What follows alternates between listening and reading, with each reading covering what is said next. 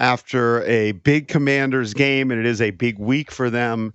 Commanders come up short, close game, 28-27.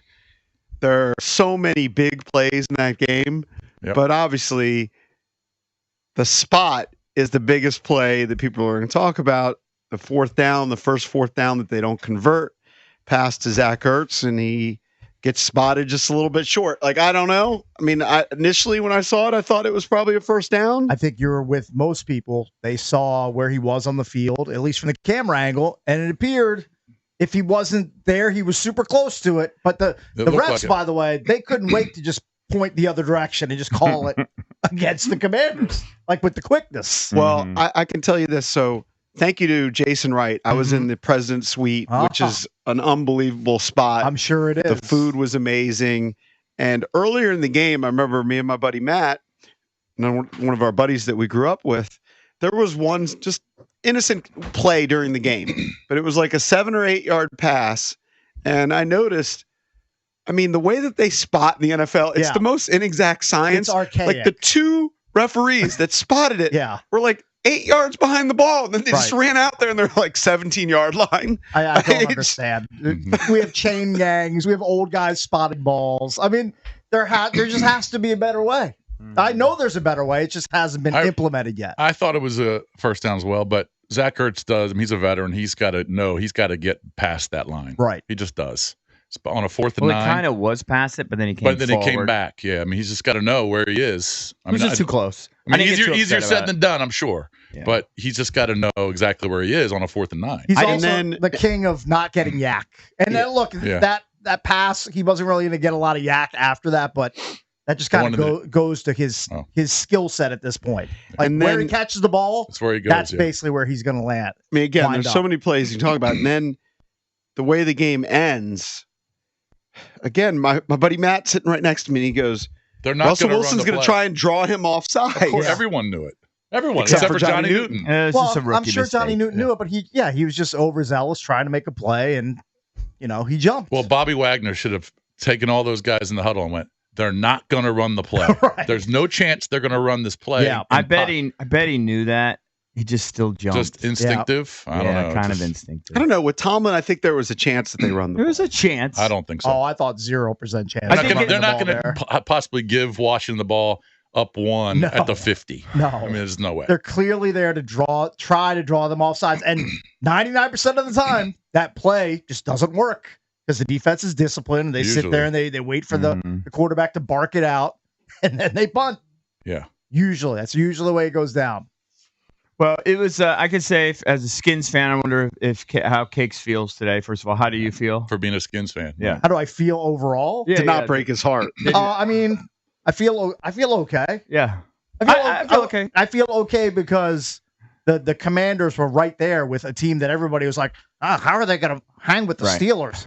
How are they going to hang with this juggernaut known as the Steelers? Well, they were right there with them. They're for real. Right there at the end. Like they're for real. I don't put the Steelers in the same category as the Ravens. I feel like the Ravens are just I agree. Last year, at least a cut or but two. But they're very good. They're very good. They're a good team. They're very good. They're not great. I think you have the correct response as a Skins fan because I think you're basically a Skins fan. I'm not devastated because they were right there. Yeah. I mean, we played kind of a sloppy game. All credit to them. It was all their pressure and everything that created a lot of it. Generally agree, but the Oz fielding punts, that wasn't pressure created by them. That was just a mistake. Self-inflicted wounds. Yeah, I don't think the Steelers created that much pressure on Jaden. I think they did. Oh, yeah, they did. I thought Washington did a great job on TJ Watt. I mean, Hayward was good, the guys in the middle, but they did a pretty damn good job. They didn't necessarily hit him. They were in his face. He had to get rid of the ball a little quicker. They definitely sped things up. His yards per attempt were way low. Yeah. And he didn't run. They didn't allow him to run. Right. Yeah. The Steelers had everything to do with that. They did great. The Steelers, hats off to them. In those other games, Jaden had so much time to throw. Yeah. He'd sit back there for 4 seconds. He was hurried, and just had so many drops. It was just one of those games that, damn. And he was a little off too, because there were a couple times like. But I think it was could have had a big play to Luke McCaffrey, kind of he let him. The one he had to McCaffrey on, no one's talking about, was the hardest, one of the best throws I've seen all year from Jaden. He's rolling left. He fires it 35, 40 yards. It was by far his biggest throw, I thought. Just in terms of the arm strength, and McCaffrey didn't come down with it. Yeah. fine. Didn't the DB get his hand DB in there? was right there. The DB got his hand in there. Yeah, but I mean, I was just blown away by the throw. I was like, wow, you can't tell me that guy's really hurt. That was a freaking missile. No, he was throwing lasers. Yeah. So whatever. There were a couple times where I thought he threw lasers when he could have thrown touch passes. Yeah, maybe. Listen, which would have resulted in big plays. Perfect. It was a little tough off. game. It was a tough game for him, but I thought he was overall fine. And I mean, he's definitely good enough to win. De'Ami Brown. I mean, you get so few opportunities. Mm-hmm. Well, You can't drop the ball when you're wide open in the end zone. it's terrible. It's right on both of your Right on your hands. hands. I mean, everybody had a he part of it. I mean, Noah Brown dropped a couple. I thought Luke dropped one at Ertz least. dropped one. Ertz dropped a couple. Yep. Yeah, I mean, but the worst drop pass of the day was on the fake punt by the Steelers. Yes. That was unbelievable. I for sure. disagree. That because was a fake. De'Ami's was from 4 yards away, and he was wide open. Like, he's wide open. Yeah. You're But he actually Well, so threw it was the- harder. so My was point the is the Steeler. Steelers guy, all right, Yeah, but who's it's- never caught a ball in the NFL. right. That's part of it. Okay, but that ball was lobbed up to him. And he has a non-quarterback throwing him the ball. But doesn't matter. The ball's The delivered ball well. was lobbed up to him Yeah. like you would throw to a 5-year-old. Cakes, they Right. practice that play. He catches him in practice, I guarantee you. I know, but Because you if he know, didn't, he wouldn't be out there. He just but dropped during the it. heat of a real game, he flubbed it. And if he Yeah, catches he it, botched- he he goes botched for it. like Yeah. 40 yards. Oh, I There's know. nobody around him. It was a ballsy call. I was Your like, boy that's a Danny big Smith drop on was his part. Rick. Yes, he was. I couldn't believe they called that deep in Commander's territory. Well, That was they almost wacky. had to. No one was guarding him. I almost Yeah. wondered if they just called it at the line of scrimmage because Right. nobody was guarding the guy. Sure. No, you're right. Why weren't they? To me, that was I don't the know, it was worst drop weird. of the game, just in terms No, of. that's the second No. worst drop. I'm not saying. I think they were equal. No. I think they were No, equal. the stakes were De'Ami's higher. pass was De'Ami's actually in the thrown end zone. hard.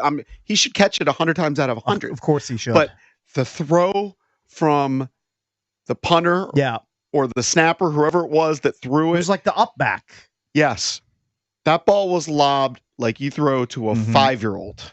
Yeah, that's what happens when you have non-wideouts trying to catch balls. Yeah, I mean, whatever. I don't even know who the guy is. I don't even know who flubbed the ball. Yeah, I don't even know who the He's guy a is. DB. Is he? Yeah. I mean, those guys should have good hands. If you're a Whatever. defensive back, your hands They should be gave us decent. one. We gave them one. Right. I mean, to me, it's kind of equal.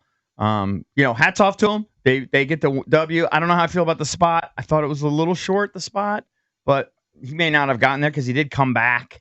We kind of gave up a little of his yardage. Yeah. So whatever. Wrong side of it. If I'm DQ and whoever the special teams coach is, I'm having open auditions for punt returners. Izzo, right? Izzo. Well, Izzo, yeah. Isn't Crowder still on the roster? Like, why is Crowder not back? I don't yet? know. I know it's a short week, and that's a radical change to make when you have another game in 4 days. But I would seriously consider not having odds on punt I returns. might just chalk it up because I think that's the first time he's really done that. He did it twice yesterday.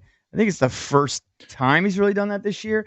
Quinn said afterwards, and I know Quinn likes him because he's worked with him in the past, that he works very hard on I'm it. sure he does, but those are huge game changing. Crowder's got an injury, I think. Does he? Okay. I'm pretty sure. Yeah. If you When say he so. fumbled, like you could see it from where I was. I mean, it was a high punt. They both are and the it same. They hit knuckled. him on the friggin' face Find mask. something It you knuckled. love more than Oz loves catching the ball on his face mask and then just rolling away from him. Yeah. 'Cause he Whatever. loves to do that. I thought there were some positives, a lot of positives that you can draw from the game. Like we thought that Pittsburgh had a big advantage running the football.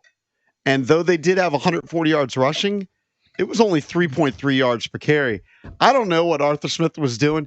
They ran that little pitch to the right. It never worked. They ran it like 6 or 7 times. Yeah, he gets He horny. was committed to it, and I thought, me and my buddy were saying, well, at some point, maybe they're going to fake it and run a Right. play. They never did. Yeah. It's like, well, they're running that play He's again. pretty good at coaching up Think running. about though. what you love, like chocolate, right? You like all things sweet. Sure. You have a sweet tooth. That's what Arthur Smith thinks about running the football.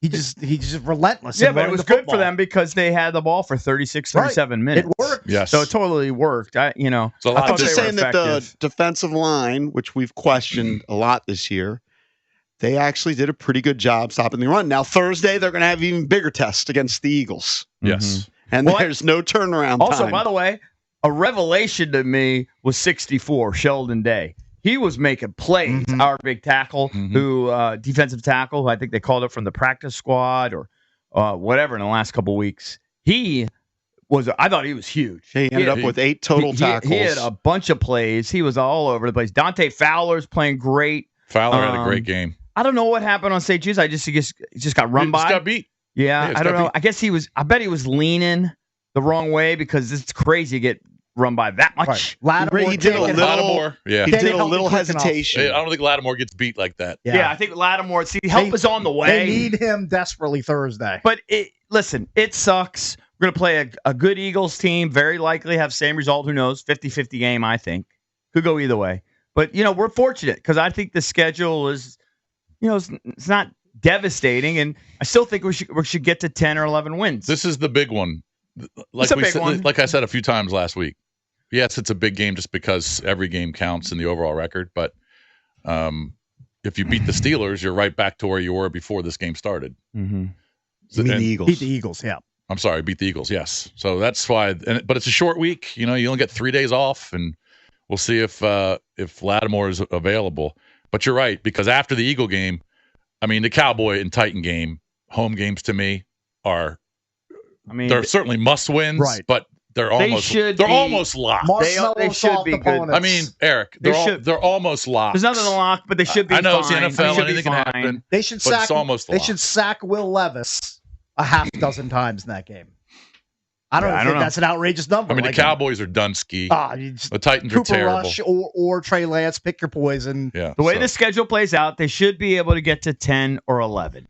And yes, I agree. Whatever that gets them, fine. It's all gravy. Yeah. We're going to be talking about throughout the show. It is a Misery Monday.